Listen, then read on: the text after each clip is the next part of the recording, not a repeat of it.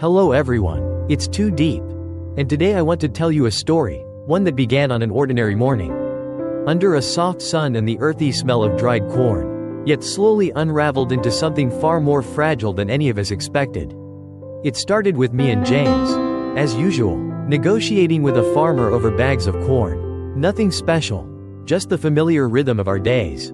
We settled on 65,000 per bag, laughing lightly as if the world would always stay this simple. But simplicity rarely lasts. Just as we finished counting the bags, little NHI came running, her steps hurried, her eyes trembling with something we didn't yet understand. When James asked where she was going, she looked straight at him and said she was leaving to live with her biological parents. "You're not my real dad," she whispered, and that whisper hit him harder than a shout ever could. I watched James freeze. The man who raised her for years suddenly looked like someone who had lost not just a child, but a part of himself. Later, when we sat together, he murmured that he had spent so much effort raising her, and now she walked away without even looking back. I placed a hand on his shoulder and told him to let her choose. If love had roots, she would return someday. He nodded, but his eyes told me that hope was a fragile thing. The next afternoon, we found ourselves working on the little garden behind my house. He carried concrete posts, I planted seeds. But something between us had shifted. There was a silence, not cold, but uncertain. People had whispered for years that maybe he and I were siblings by blood, separated in childhood, a rumor that neither of us dared to confirm, a rumor that, if true, would end every future we once imagined. While we worked, I asked why he hadn't picked up my calls the day before. He brushed it off as being busy, but that small avoidance cut deeper than I expected. I realized then that love becomes heavier when wrapped in doubt. Later, I left to pick up NHI from school, and strangely, she greeted James as if the morning's hurtful goodbye had never existed. She followed us around, sweeping the floor, pouring us tea, laughing with the innocence only children possess.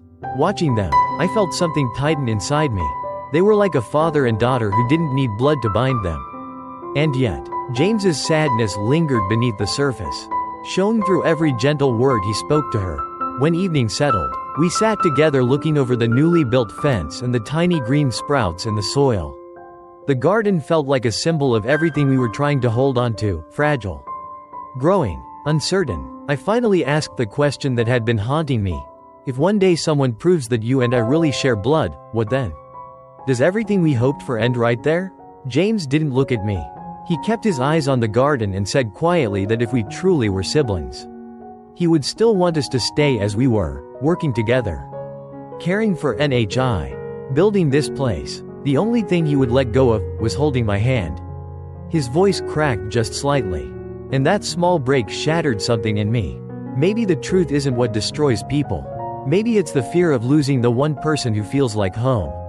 And so here we are, two people who may or may not share blood, two hearts that may or may not be allowed to love, and a little girl who binds us together whether she stays or runs away. No one knows if what we have is the beginning of a marriage, the end of one, or a story that exists in the strange space between family and love. All I know is that the garden we built together is still growing. And sometimes, that's enough to keep us hoping, even in the uncertainty of who we truly are to each other.